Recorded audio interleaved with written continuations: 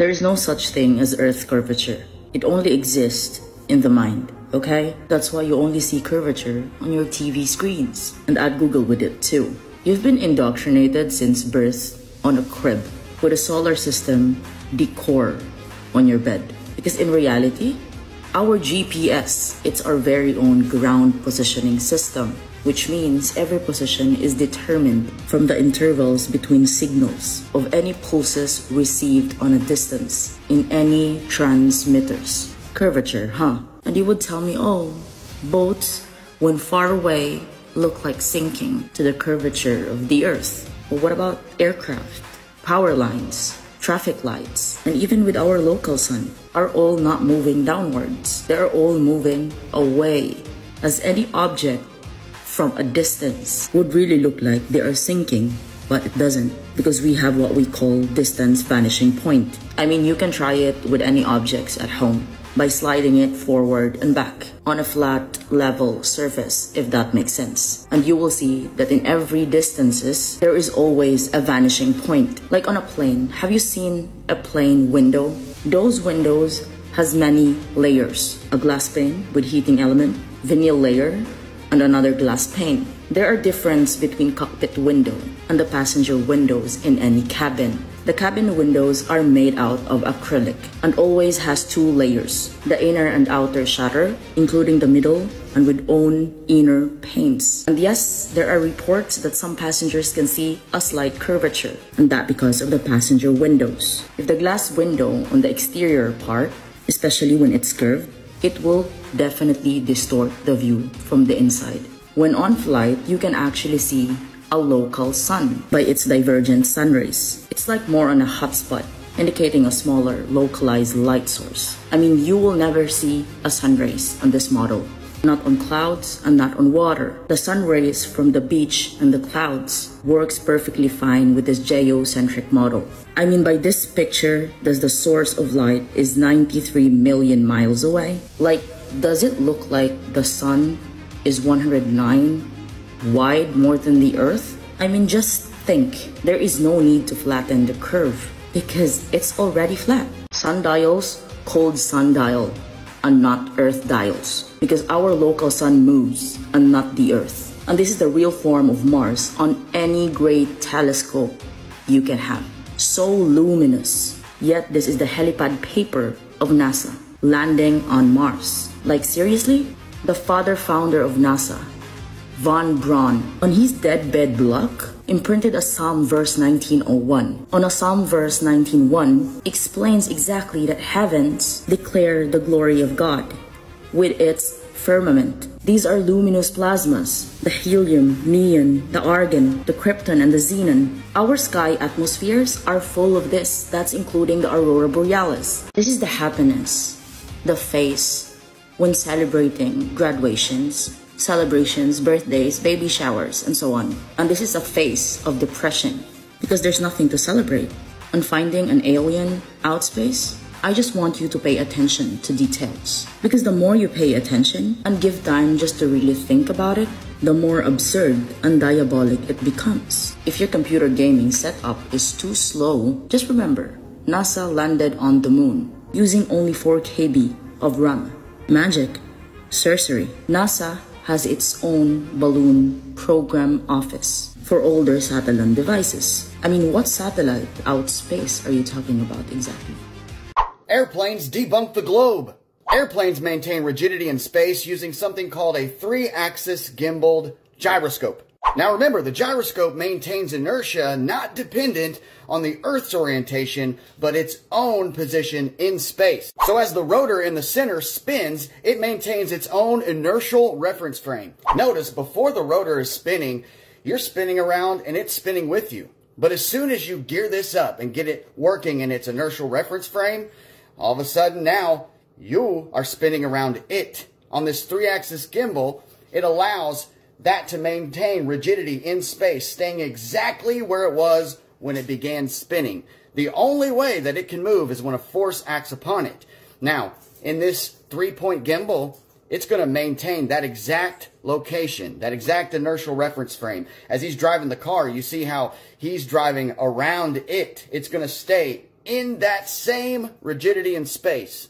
Now, for those of you who believe he's really in space, they actually got the physics right here. See how it's just flipping all around the gyroscope, but as soon as he gears it up and gets that rotor moving, now it's maintaining its rigidity in space as he moves it around.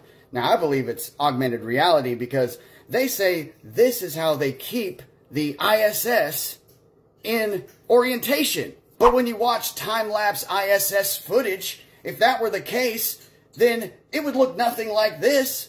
The Earth would be behind you, then in front of you. Remember, pilots use this technology and don't have to account for curvature. They always maintain rigidity in space, showing that artificial horizon staying the same, using that same gimbal. Now look at this. Look at the orientation when you switch your reference frame. That plane is nose directly up into space. To really drive home this rigidity in space thing, if the Earth were a ball that was spinning daily, then you could get this thing going mechanically, and as long as it was still going, in 24 hours, this would do a 360-degree rotation. Does that happen? No. Eric, why do we fly with a positive attitude over long durations of flight? Why do we fly with a positive attitude?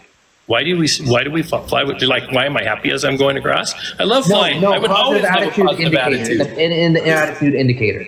We fly with relatively about a 3-degree positive attitude. That is correct. Right. Because you want your angle of attack to always be giving you some extra lift out so that you can go. So you always. Okay, so we fly like the Earth's flat.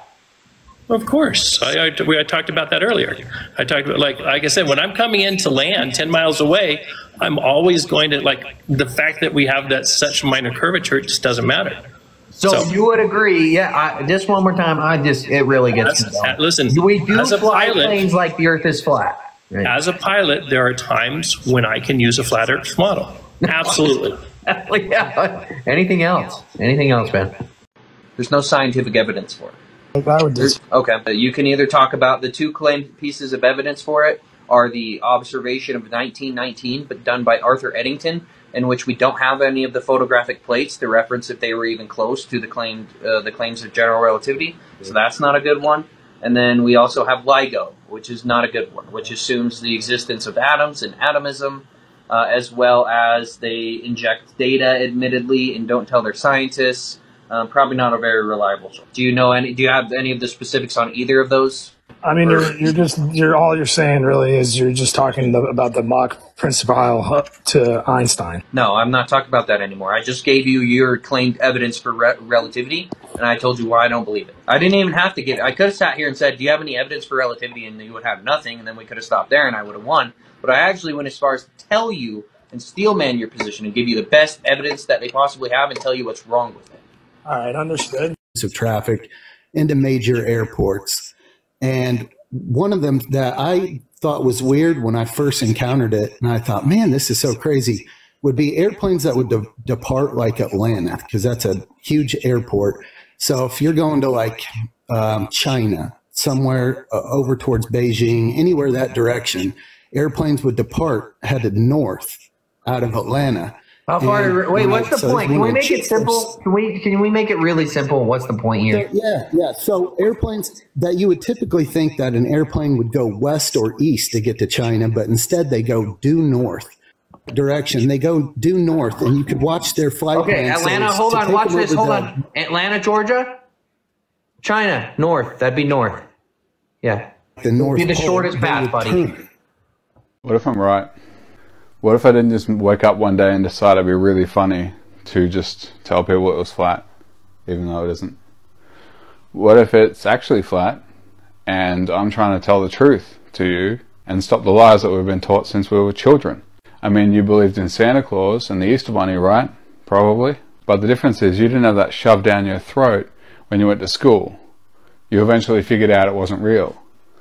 So they came along and they said, hey kiddos, the Easter Bunny's real, Santa Claus is real, and this is where you live. Right there on this ball. And you got to school and they kept shoving it down your throat in science class. They had the globe sitting over there on the desk and it looked really cool. Everyone wants a globe. It looks awesome. And then you watch your kids' shows, and at least one episode of any random kids show would be an episode where they go to space. and you find out there's adults that are scientists. They're all really smart people. They're writing these chalkboard mathematics about this ball that we live on, right? You can't understand the chalkboard mathematics, most likely, but they didn't shove Santa Claus down your throat when you went to school. They didn't write Santa Claus's flight paths on a chalkboard and say this is how that works, and these are the reasons why it works. Here's some photos of Santa Claus that we have to prove that Santa Claus is real. So here, look at these photos of Santa Claus. Now I can get a picture of Superman, but it doesn't mean I know him. Go use an Earth curvature calculator and go and make some observations and go and see if the things you see in the distance line up with what you should see on the ball that they claim. You know, use the calculator, and it will tell you how much curvature should be in the way of the object you're currently seeing. And when you realize that you're still seeing that object even though you shouldn't be able to, that should click for you right there. That maybe it's not what they say it is, and maybe it could be what I'm saying it is. Anyway, I hope you have a great day. Thanks. Bye. No, no, no, no.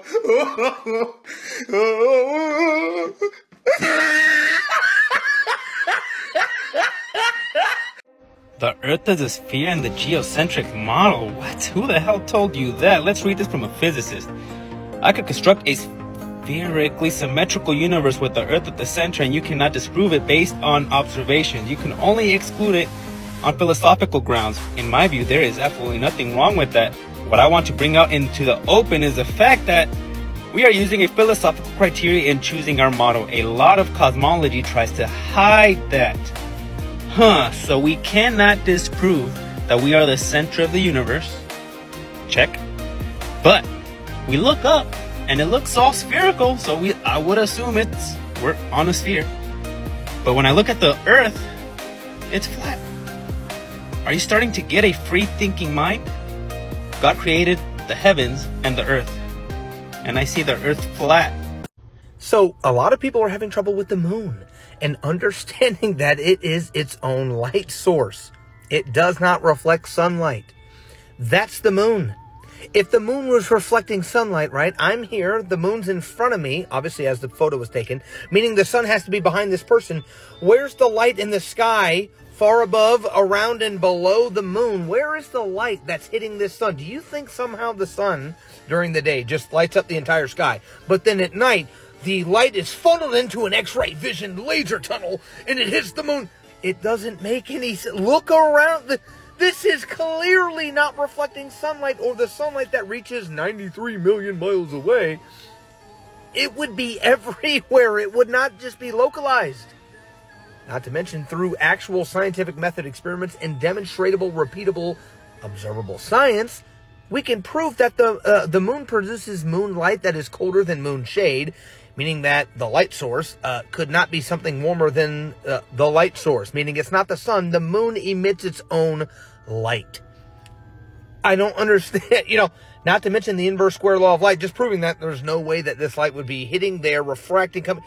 There's a lot of different ways to scientifically prove, or we could just look at this photo and understand that, there's no sunlight, or it would be daytime. If there was sunlight, it would be suntime, meaning it would be daytime. Or the moon just emits its own light, a lesser light, to rule the night. I'm not sure. I don't know.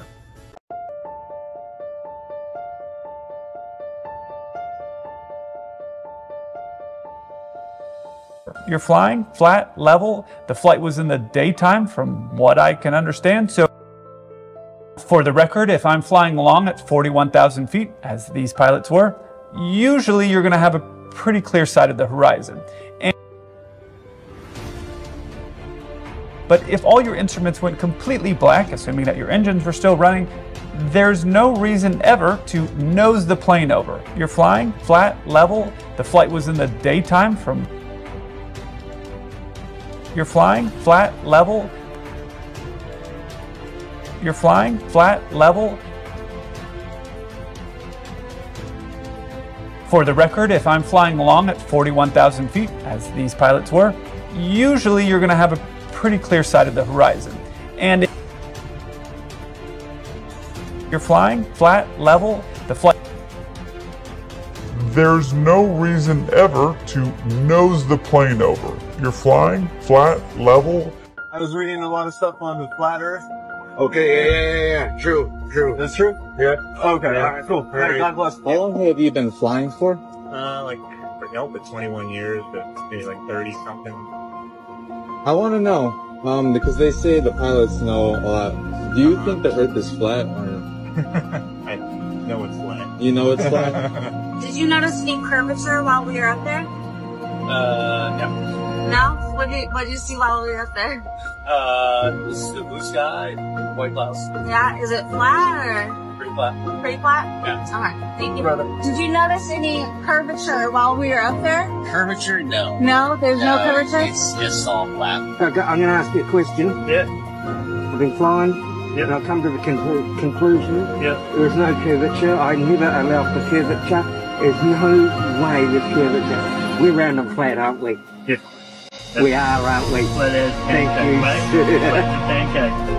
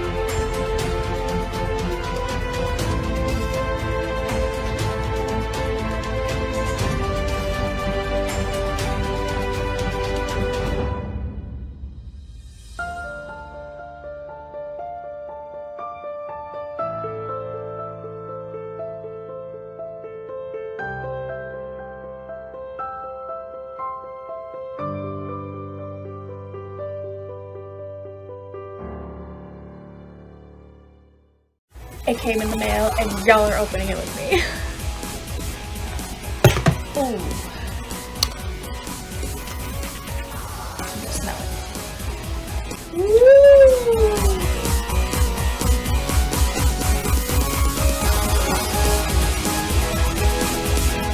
Here we go.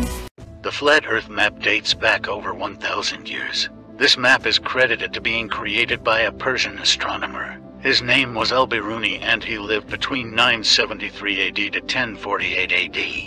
It's the official map of the United Nations and also the United States Geological Survey. It used to be present in many places before the creation of NASA and the Antarctic Treaty in 1959. Here you see it with Admiral Byrd. This map has been restored by Dmitry from Russia with suggestions of mine, Eddie Alenkar. Known by my YouTube channel Flat Earth Banjo, I asked Dmitry to include the Bermuda Triangle and Point Nemo, a place deep in the Pacific where NASA buries rockets. Then Robert Tozzi, a professional mapmaker, came along and enhanced the map even more. There are many people now selling this map online, but if you could order it from my online store, I would greatly appreciate it. Visit my online store now and order one of the items. I humbly thank you.